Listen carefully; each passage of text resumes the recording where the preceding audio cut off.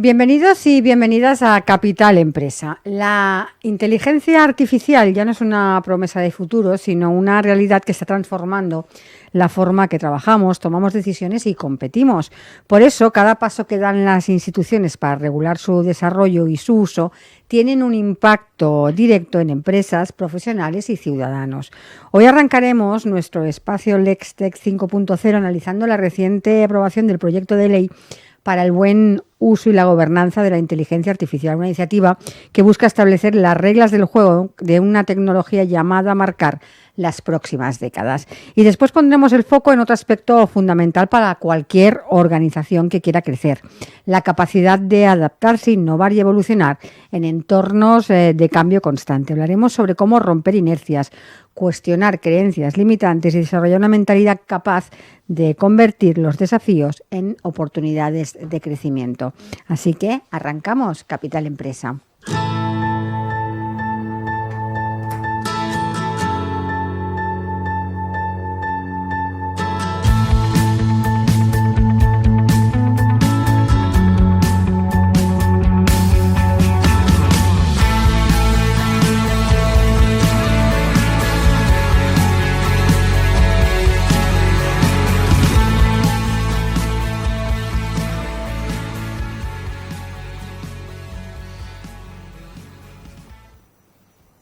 Y empezamos ya el programa y lo hacemos con nuestro espacio LexTech 5.0, donde hablaremos de esa aprobación del proyecto de ley para el buen uso y gobernanza de la inteligencia artificial. Y para ello contamos con la presencia de nuestro colaborador habitual, Jesús Soler, abogado experto en tecnología, que cada semana nos trae noticias legales que pueden afectar a empresas y a profesionales. Jesús, bienvenido. Buenos días. ¿Qué tal? Solo tenemos noticias de la IA. Este año es muy aburrido. Sí, es verdad. Es muy aburrido. Es que es el tema estrella. La IA está en todas partes. Pero al final dices, bueno, ¿hay alguien más? No hay nada más. Es el tema, no es que sea el tema estrella, es que es el tema que lo ocupa todo. Pero ocupa todo. Bueno, porque... era de esperar, ¿eh? Ya, pero es que al final lo ocupa todo porque todos ya la estamos utilizando a nivel, unos más pros que otros, pero que a nivel brutal. Uh-huh. Ahora te piden algo y dices, pum, y ya lo tienes hecho. O haces una investigación, o haces lo que sea. El otro día no se lo conté, hice una valoración de empresa en nada. Dije, Claro, es que además ha llegado a todos los sectores, no se escapa a ninguno. Yo creo que por eso tiene tantísimo impacto. Programadores, editores de vídeo, editores de anuncios, avatares, marketing. Marketing es una cosa loca. El poder conectar tus plataformas de marketing o de redes sociales a un cloud o a otro generador, donde te lo programe todo, te busque los nichos, te haga los tags, te haga absolutamente todo, te lo programe, pum, y encima te lo mida, y encima compare la competencia con lo tuyo para ver cómo puedes mejorarlo. Ahí se une una competencia muy chula, porque claro, la competencia hace lo mismo. Sí, claro. Al final dices... ¿no? Y ves crecimientos de seguidores brutales porque se están interrelacionando, una cosa muy divertida, muy loca. Pero claro, ayuda un montón. Y ayuda un montón a tuneo de fotos, arreglar post, hacer de todo. O sea, absolutamente todo. Programar apps, Yo me acuerdo de hace unos años, queríamos hacer una app y no sabíamos cómo hacerla, si buscar la plataforma de no sé qué, un programador, un no sé cuántos. Ahora te vas a Cloud Code, la versión normal, la versión de pago, la versión de super pago, y te hace unas cosas loquísimas. Y en 0, luego la subes, pim, ya tienes hecho una app. Ya no te hablo de un e-commerce. O sea, el tirarte 4 meses haciendo un e-commerce es de locos porque ya no se hace así. No. Se hacen pum, lo tuneas y lo pones en marcha. O sea, crear hoy en día un negocio nuevo es 0. Yo tengo una clienta muy conocida en redes que me lo decía, dices que he conseguido, no te digo si 1 millón de seguidores, pero una cosa loquísima, conectando todas las redes, las plataformas, todo mi contenido, lo he metido en Cloud Code y para que me hiciera la subida y brutal. Dice, encima te hace la estrategia, te dice los fallos, te lo analiza todo. Sí, y encima barato. Exacto. Porque dices, no, bueno, es que he pagado la IA. A ver, si tienes la versión Pro son 200 pavos al año. Si tienes la versión profesional, la muy profesional, son 200 al mes. Pero claro, ¿cuánto te ahorras? en horas. ¿Cuándo te ahorras y cuánto te genera? ¿Y qué dinero te genera? Exacto, te ahorras una cosa loca. Te ahorras muchísimo, pero lo que te puede llegar a generar... Exacto, o sea, ya digo, la versión Pro que yo he pagado la ha pagado un cliente. Porque le tenía que hacer un montón de cosas. Digo, oye, te incluyo el coste de las herramientas. Ping. Para todo el año. Sí, sí. Luego dices, bueno, vale. Es una cosa muy loca. Pero dentro de las cosas locas, los autos locos, Llegaron a las instituciones. El gobierno el martes pasado aprobó en Consejo de Ministros, on the top, el proyecto de ley orgánica de inteligencia artificial, donde España ha sido pionera en Europa para hacer una ley nacional sobre la inteligencia artificial a nivel de ley orgánica. Sí. Te recuerdo que el reglamento europeo ya está en vigor, pero entra en plena vigencia el 26 de agosto. Sí. Y según el rango normativo, reglamento europeo por encima de ley orgánica. Sí. Dices, bueno, Vale. venga, vale.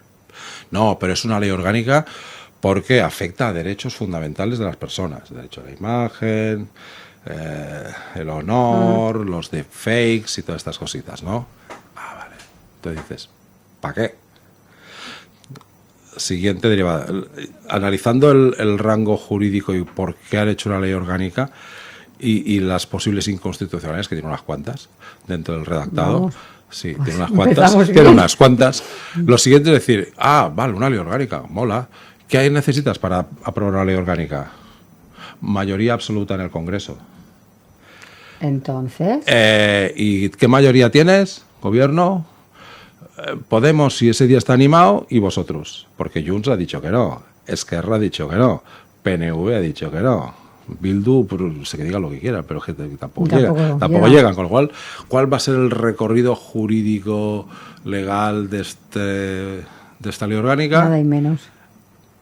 Pero, eso sí, salimos en las noticias, salimos después prensa, del Consejo de sí. Ministros, que hemos hecho un gran trabajo sobre la regulación de la inteligencia artificial en España. Pues vaya. No voy a decir que es una ley inútil, Bueno, porque no va a prosperar. Si no se aprueba será una ley inútil. Bueno, a lo mejor los siguientes que llegan la rectifican, Vale. y ya tienen una base. Lo siguiente es decir, ¿hacía falta?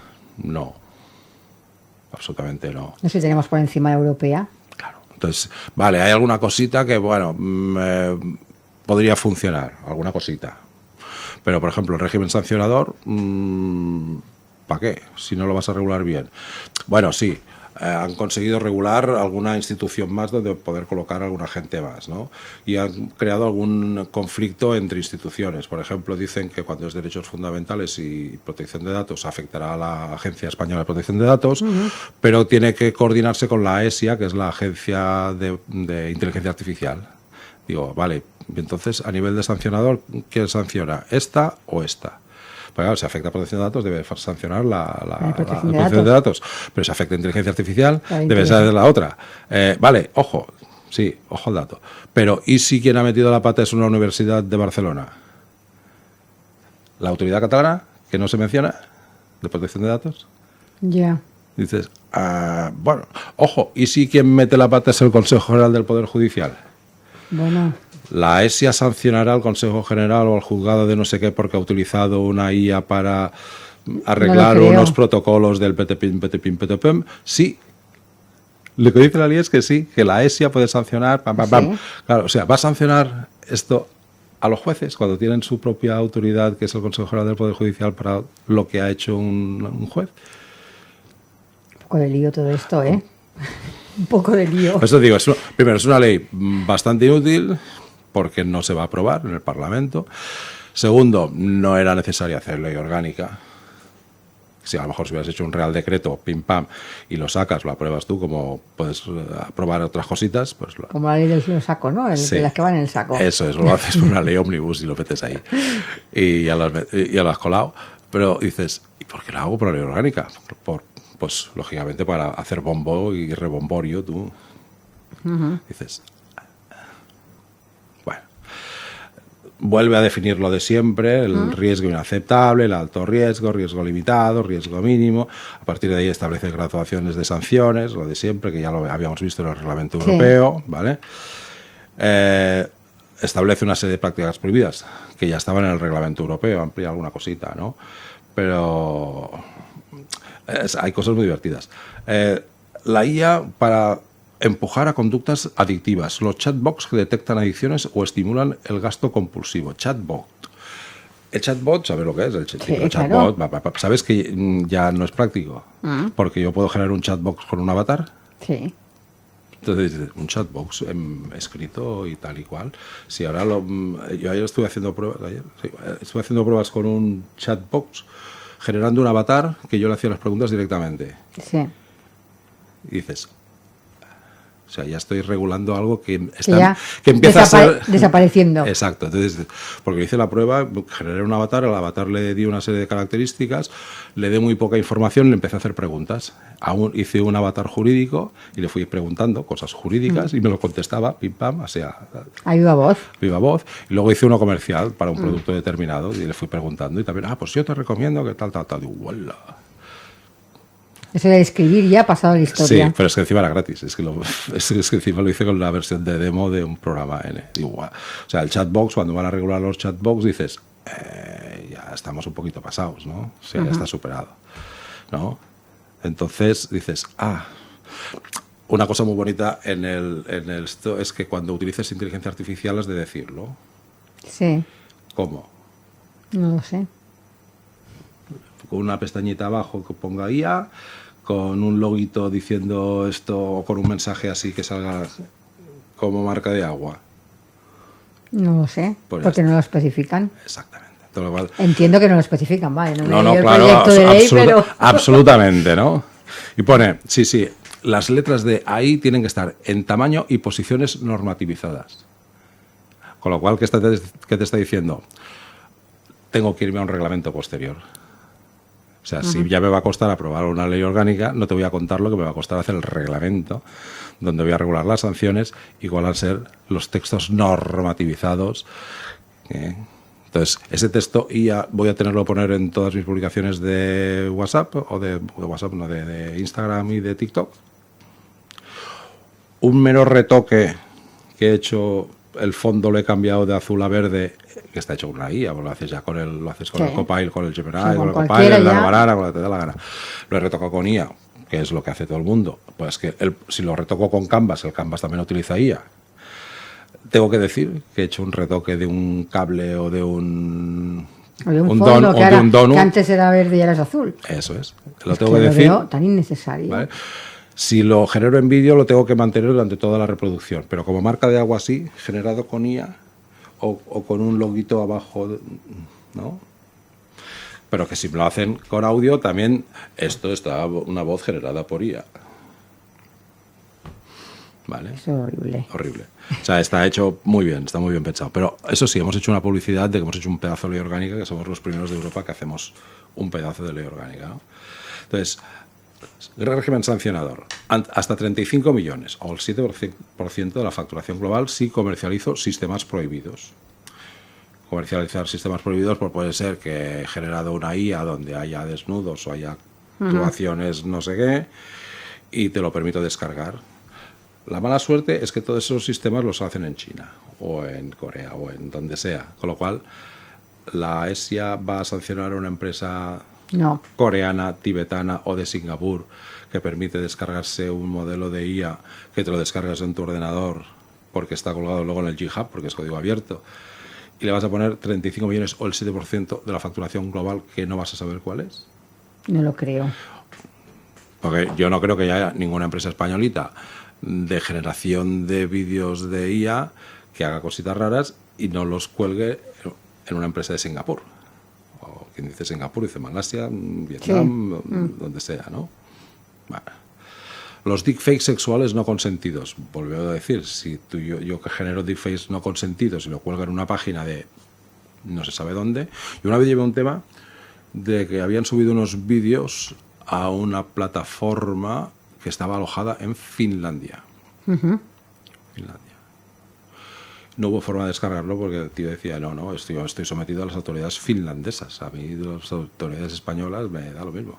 Entonces decías, bueno, pues hablo con las autoridades finlandesas. Y decías, no, es que nosotros no, me da igual lo que cuelguen aquí. Entonces decías, lo mismo. Deepfake sexuales claro, si tú lo cuelgas en una plataforma de otro país, está sujeto a las leyes de ese país, ¿no? Claro, y si ese país es Tuvalu, Granadina, cualquiera. O cualquier de otro sitio raro, Georgia todavía. Tayikistán, dices, Mongolia. Sí. ¿Sabes? Sí.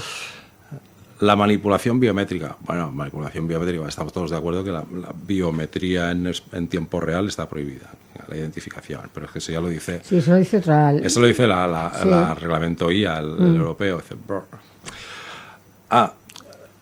hacer otras sanciones graves, hasta 15 millones o el 3% de la facturación. No cumplir la documentación, o sea, el poner los loguitos y todas estas cosas. Que no haya supervisión humana efectiva. ¿Y eso cómo se...? Por ejemplo, si yo hago una búsqueda de personal y me envían 500 currículums, lo que se hace ahora es coger los 500 currículums, decirle las características a la IA de lo que tiene que tener cada uno, hace un primer cribado, y de los 500 pues te deja 100, ¿vale? ¿Tengo que volver a coger esos 400 y volver a ver si es verdad lo que la IA me ha dicho que es cierto, que faltan cosas? Porque... Pero vamos a ver, ¿eso cómo se sabe? Esto es imposible de saber. Igual. O sea, dices, qué bonito, ¿no? Yo mira 400, nadie me puede decir si lo ha mirado una IA o lo he mirado yo. Eso es. Porque no se puede verificar eso. Exacto. Y lo siguiente es que esa actuación de la IA, que eso utilizarán un Claude, un Kawen, el que sea, tienes que haber hecho una evaluación de impacto, que es un documento de riesgos chulo, ¿no? Y digo, o sea, yo ahora para utilizar en esta valoración de empresas o en un análisis de nóminas, un Claude Code o lo que sea, tengo que haber hecho primero una evaluación de impacto en protección de datos, en derechos fundamentales, antes de empezar a utilizarlo para hacer un análisis que me ha pedido un cliente ayer. Oye, que tengo esta documentación y no sé cómo pasarla a un Excel. Trae para aquí, que esto en 0, te lo paso.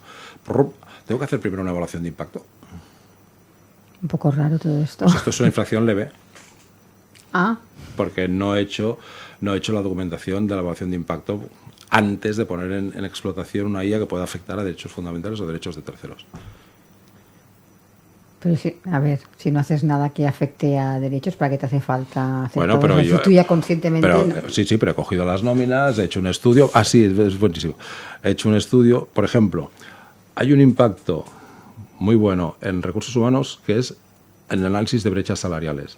Las brechas salariales, hay una documentación que da el Estado, que es un Excel, pero luego lo que es el tratamiento de la información ya empezamos a tratarlo. Ese protocolo, ¿no? Sí, pero que el tratamiento de la información, el análisis, mejor dicho, de las brechas salariales, ahora le metemos IA. O sea, cogemos el Excel y antes de que el Excel me diga la puntuación, yo ya lo he hecho por otro lado. No es que no me fíe del Excel del Ministerio, que no me fío, porque tiene unos bugs en los macros que lo flipas, ¿no? Sino que prefiero meterlo primero por la IA, que me diga exactamente si detecta brechas, y a partir de ahí elaboro la documentación, hago el trabajo previo y lo descremo, lo limpio. Luego me paso a hacerlo a través de la plataforma, porque los amigos de los sindicatos les gusta que lo hagan con esa plataforma. Bueno, pero eso es, tengo que hacer la evaluación de impacto en derechos fundamentales y tenerlo documentado, ¿vale? Y eso dicen que es de riesgo alto, ¿vale? El cribado de currículums por IA es de riesgo alto y lo tengo que tener documentado y autorizado. Tratamiento de alto riesgo, evaluación del desempeño automatizada. O sea, si yo en una fábrica, lo que sea, tengo todos los ratios de lo que hace la máquina y lo que hace la gente que cuida la máquina, y las reparaciones o lo que sea, ¿no?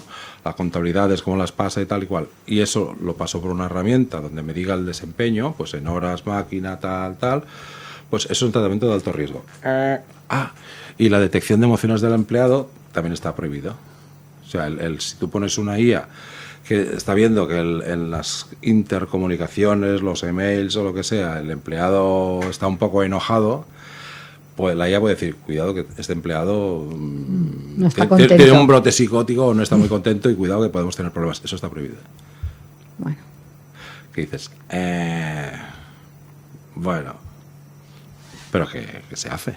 Sí, sí. En pequeñas empresas no, pero en macros empresas sí. Y ahora te hablo de centros comerciales o mercadonas y cosas de estas, donde al final todo deja rastro. Total. Pues todo eso está prohibido. Y todo eso está en este bonito ley orgánica.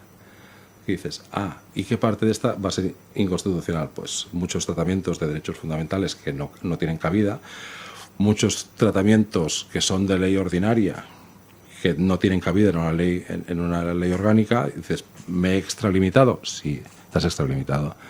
Y encima he hecho un instrumento que nunca se va a poder aprobar, porque no tengo motivos ni la fuerza parlamentaria para poderla aprobar. Y que luego en trámite parlamentario, ojo, y luego tienes los estudios que ha hecho el Consejo de Estado, el Consejo General del Poder Judicial, la Agencia de Protección de Datos, enmendando buena parte de la ley. Y que... no ha servido de nada. Porque yo la tenía que sacar el martes 26 de mayo, porque no tenía otra cosa que sacar del Consejo de Ministros. Entonces, tenía que exponer el pedazo de ley orgánica. El resto, sí, es que ya sé que no se va a aprobar. Entonces, lo que digan los otros... Pero eso sí, ha salido en toda la prensa. Sí. Ya no es sentido crítico, ha salido en toda la prensa, lo han hecho con bombo y platillo. ¿Para qué? ¿No podían dedicarse a otra cosa? Se ve que no, que ese día no tocaba. Ya, pero hay más cosas que hacer. Los autónomos siguen teniendo que pagar IVA. Cuando es una promesa o un pacto que llegaron con Junts, no está. Se pongan a eso, por ejemplo. Claro, porque si esto no se va, al final no se va a aprobar, porque no se va a aprobar, porque es matemáticamente imposible. Es matemáticamente imposible y hay una ley de rango superior, que es un reglamento Exacto. comunitario que ya lo cubre. Ahí voy, que sí, ya tenemos la ley europea que está por encima. Y justamente dicen las leyes orgánicas, cuando amplíen o modifiquen cosas de un reglamento comunitario, es porque lo mejoran. O porque amplían y hacen la fuerza de implementación, de aplicación de ese reglamento comunitario. Por ejemplo, la Ley Orgánica de Protección de Datos, que se hizo después del reglamento comunitario, mejora y amplía algunos supuestos y regula cómo aplicarla. Eso está bien. Esto Vale. ¿Se puede calificar de bazofia jurídica? Sí. Pues qué bien. Sí, bueno, pero bien, ¿no? Sí. Así hemos hablado de la IA. Sí, para que Bueno, no habíamos hablado nunca en este programa. No hemos hablado de la IA para nada.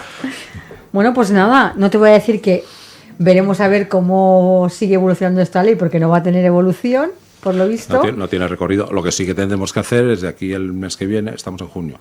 En julio, como estaremos ya en las puertas de aplicar en agosto completamente el reglamento, ahí veremos cómo afecta a las pymes, cómo afecta a cada uno de los tipos de pymes. Vale. ¿Qué es lo que tienen que hacer? Porque estamos a 30 días de su implementación, eso lo haremos en agosto, en julio. Pero mientras tanto, hay más cositas de IA, seguro. La semana que viene habrá más. Pues nada, nos quedamos aquí la semana que viene, como siempre, con más información. Esperemos que salga algo que no sea IA. A ver qué nos traes. Tengo un poco de empacho. Seguro que algo hay. Seguro, pero tengo un poco de empacho. Tienes que buscar. Bueno, Jesús, pues hasta la semana que viene. Hasta la semana que viene.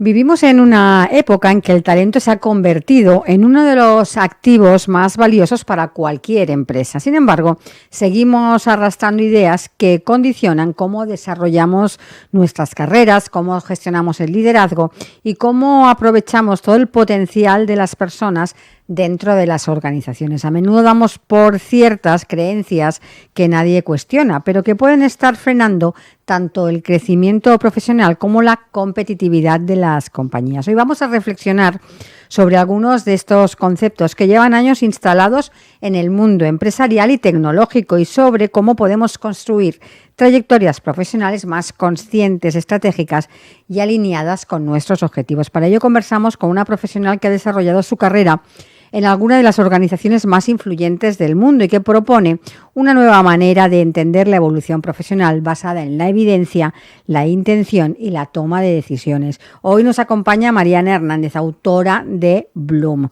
Mariana, bienvenida. Hola, muchísimas gracias. ¿Me escuchas bien? Perfectamente.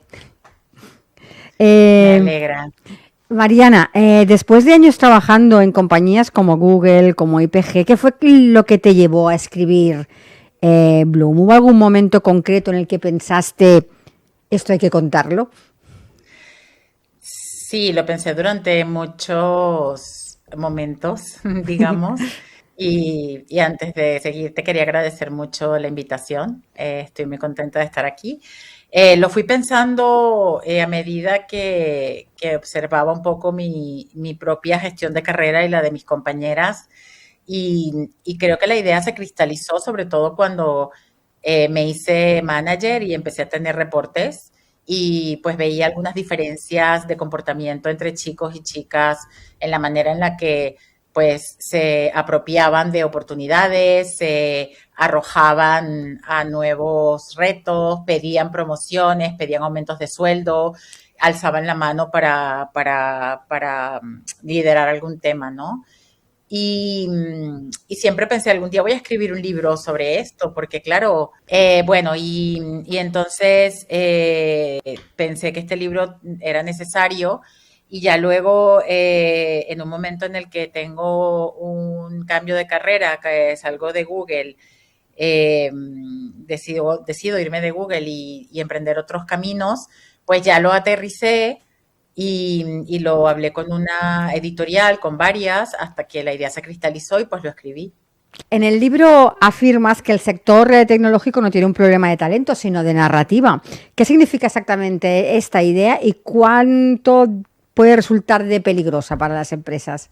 El reto es de narrativa y no solamente de talento, se van a necesitar por lo menos 1 millón de nuevas personas de aquí al 2030 en diferentes sectores de la tecnología y evidentemente la idea es que pues ese talento se genere en las universidades y en las escuelas que están formando a personas en carreras STEM. Uh-huh. La narrativa que hay un poco subyacente, tácita y que a veces no se dice, pero está allí, tiene que ver un poco con un esquema en el que las ciencias, la tecnología, las matemáticas se han asociado más tradicionalmente a los chicos que a las chicas, ¿vale? Uh-huh. Entonces, esto viene también incluso desde cómo educamos a las niñas, con qué tipo de juguetes, con qué tipo de conceptos, de valores, ¿no? Y si te fijas, hasta no hace mucho, yo creo que últimas generaciones están cambiando, pero yo, por ejemplo, recuerdo que era una de las pocas niñas de mi entorno que tenía Legos, que tenía Mecanos, porque quizá mi formación y mi educación fue distinta, pero esa es la narrativa, ¿no? Inconsciente, ¿no? Que yo en el libro la cito de referencias científicas que hablan de un sesgo consciente o inconsciente en el que atribuimos mayor autoridad, mayor conocimiento y mayor competencia en temas tecnológicos, cuantitativos, de programación, etcétera, a los chicos que a las chicas, ¿vale? Entonces, bueno, eso está allí, se tiene que trabajar, se tiene que exponer, se tiene que, sobre todo, iluminar, poner a la luz Uh-huh. para que todos seamos capaces de verlo, ¿vale? Incluso, algo muy interesante que comento en el libro es que también las mujeres tenemos ese sesgo Uh-huh. inconsciente. De hecho, hablas que muchas profesionales gestionan su carrera de forma reactiva, esperando que oportunidades en lugar de construirlas. ¿Por qué sucede esto y cuáles son las consecuencias a largo plazo de esto? A ver, las causas son múltiples, ¿vale? Yo creo que es difícil entrar en la casuística individual. Es verdad que hay oportunidades particulares de conciliación.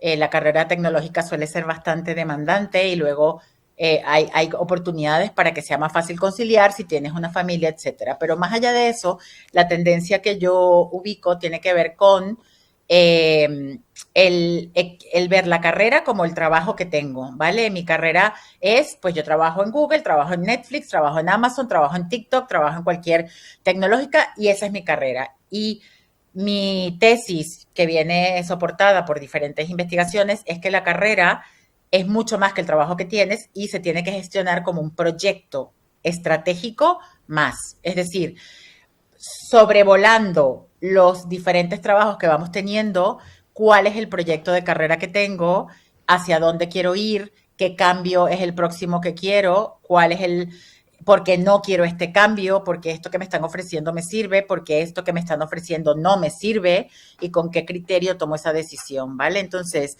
esa proactividad y esa autonomía de hacernos dueñas de nuestra carrera en tecnología es una oportunidad que todavía seguimos teniendo en general, ¿vale? Y bueno, en el libro explico no solamente el problema, sino que doy diferentes perspectivas de solución. Uh-huh. Otro aspecto que abordas son los factores internos que frenan el crecimiento profesional. ¿Por qué sigue siendo tan incómodo hablar a veces de autoconfianza, de visibilidad, de creencias limitantes dentro del ámbito empresarial? Pues hay un tema estudiadísimo que es el concepto distorsionado que tenemos de humildad y modestia. Y eso yo quisiera que saliera en todos los periódicos porque pues de alguna manera nos han educado o hemos recibido el mensaje de qué bonito es ser humilde, qué bonito es ser modesto, ¿no? Y evidentemente hay una cualidad allí que no la voy a negar, pero cuando está mal entendida, me quito mérito y me quito protagonismo y me quito autoría de los proyectos o de los avances y logros que tengo, pues hay una distorsión interna de cómo estoy manejando mis creencias en relación a mis logros. Por ejemplo, algo muy común es que la mujer en tecnología suele hablar de los logros en plural. Entonces, este proyecto no lo hice yo, lo hicimos entre varios, no me des las gracias a mí porque también lo hicimos no sé cuántas personas. Cuando hay evaluación de desempeño en las grandes tecnológicas, que son evaluaciones muy cuantitativas y muy basadas en hechos, yo recuerdo haber tenido que pedir, por favor, hablar en singular, porque yo necesito entender tu contribución. Todas las acciones, eventos y circunstancias históricamente en el ser humano son producto de una colaboración grupal. Uh-huh. ¿Estás de acuerdo? Porque no somos seres aislados. Eso es así. Pero tú tienes que ser capaz de decir, en este proyecto que hizo tal equipo, mis contribuciones individuales fueron A, B, C y D. Y que eso no lo veas como una falta de modestia y como una falta de humildad, porque eso es una distorsión. Uh-huh. Eso no es verdad. ¿Y crees que estamos ante un problema específico del sector tecnológico o que muchas de las conclusiones de tu libro, de Bloom, son aplicables a cualquier profesional y a cualquier industria? Hay un tema en el sector STEM donde se incluye tecnología particular y que son dos tendencias, ¿vale? La primera es que tradicionalmente, si nos vamos a la historia, hace 100 años, hace 80, han sido entornos eminentemente masculinos, en donde hace 60 años en un aula de ingeniería había una mujer, en un aula de matemáticas había una mujer, mientras que en un aula de enfermería, de psicología o de educación había 60% de mujeres. Entonces, históricamente estos sectores han venido con esa tradición, ¿vale? Entonces, eso evidentemente es algo que está ahí y que forma parte de la historia y que tiene consecuencias todavía. El segundo factor por el cual esto aplica a estos sectores es porque son sectores hiperacelerados, ¿vale? Son sectores en donde los avances van siendo muy rápidos, sobre todo en la industria privada, todo lo que tiene que ver con ciencias aplicadas y tecnología, son sectores hiperacelerados en donde la demanda de desempeño, de actualización, de eficiencia, de excelencia es creciente absolutamente. No digo que en otros sectores no, pero se combinan estos dos factores, ¿vale? Una historia de haber sido carreras eminentemente masculinas en donde las mujeres nos hemos ido incorporando en los últimos años, y eso se suma a que estamos en una disrupción tecnológica sin precedentes ahora mismo con la IA agéntica y toda la conversación que hay en relación a las consecuencias de la automatización en muchos sectores, pues hace que este tema de cómo las mujeres gestionamos todo esto sea todavía más importante. Porque hablando de inteligencia artificial y hablando de automatización, ¿qué habilidades humanas van a ser más importantes que nunca para seguir creciendo profesionalmente? Este es un tema súper interesante porque tradicionalmente, y fíjate cómo va cambiando el lenguaje, ¿no? Hasta hace unos años se hablaba de hard skills y de soft skills. La hard skills era, pues, la gente que sabe hacer cálculo, que sabe programar, que sabe hacer operaciones complejas y todo ese tipo de cosas, y que antes, hace 15 años, pues se hacía con las bases tecnológicas que habían, ¿vale? Pues Excel, lo que fuese, ¿no? Programas específicos y tal. Y la soft skill, soft, porque eran como, bueno, que hay que comunicar bien y que hay que ser empáticos, pues sí, pero las hard son las que valen, ¿no? ¿Qué sucede? Que cuando irrumpe la tecnología en nuestras vidas y la inteligencia artificial temprana, digamos, la de hace unos 7, 8 años, donde ya, digamos, yo en Google estoy trabajando con Machine Learning, inteligencia artificial, desde hace muchísimos años, porque esto tiene décadas, ¿sabes? Lo que pasa es que en el público general, pues tiene 5 años, pero digamos, en el negocio tiene muchos más.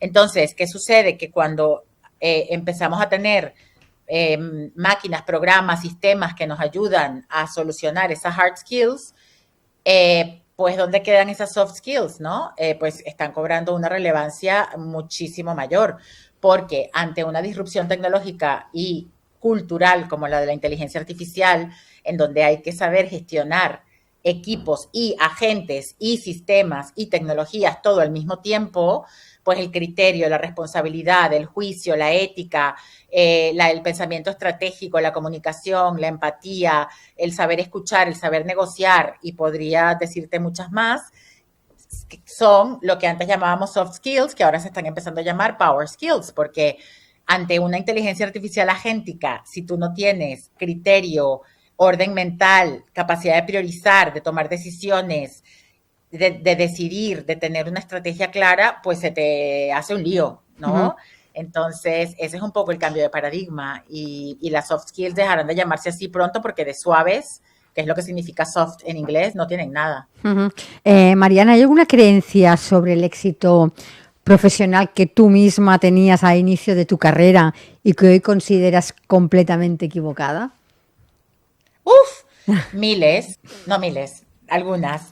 Pero, por ejemplo, que mis logros hablaban por sí mismos, ¿vale? Es decir, yo tenía la creencia de que como yo, pues he sido siempre una persona muy dedicada, que me entusiasma mi trabajo, muy motivada, con mucho entusiasmo y tal, y pues yo creía hace muchos años que pues lo que yo lograba era evidente y que todo el mundo tenía que darse cuenta porque estaba allí, y el primero que tenía que darse cuenta era mi jefe, ¿no?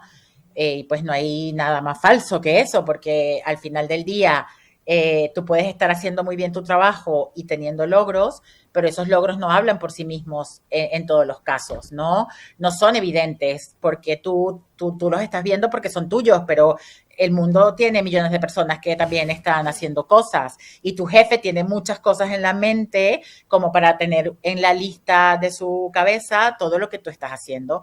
Entonces, me di cuenta de que yo tenía que ser capaz de comunicar asertivamente mis logros, y no solamente eso, sino basados en hechos. Entonces, si yo tenía un KPI de crecer tal producto, tal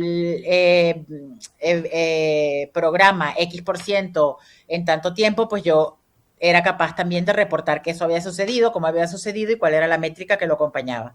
Entonces, esa creencia de que los logros hablan por sí mismos es absolutamente falsa, y cuando seguimos creyendo eso, pues tenemos el peligro de la invisibilidad, ¿no? Y luego la frustración de, jolín, tanto que trabajo y nadie me lo reconoce, ¿no? Entonces la primera que te lo tienes que reconocer eres tú misma, luego ser capaz de comunicarlo de una manera efectiva, con lenguaje de negocio y basado en hechos, y no sentirte mal por hablar de los logros, porque eso no es presumir, eso es comunicar los logros de manera efectiva. Y esa fue una creencia que yo cambié cuando me di cuenta que pues no me llevaba a ningún sitio. Mariana, nos quedan 30 segunditos de programa, muy rápidamente. Si pudieras dejar una sola idea a quienes nos están escuchando sobre cómo construir una carrera más sólida, más consciente y más satisfactoria, ¿cuál sería? Pues si me das 30 segundos, yo te diría, por favor, matemos al síndrome de la impostora de una vez y para siempre. Pues Mariana, con esta afirmación acabamos. Muchísimas gracias por haber pasado por nuestro programa para hablarnos de tu libro, de Boom. Muchos éxitos. Muchas gracias. Un saludo, adiós. Y nosotros volvemos mañana. Les espero, como siempre, en Capital Empresa. Así que hasta mañana y feliz día.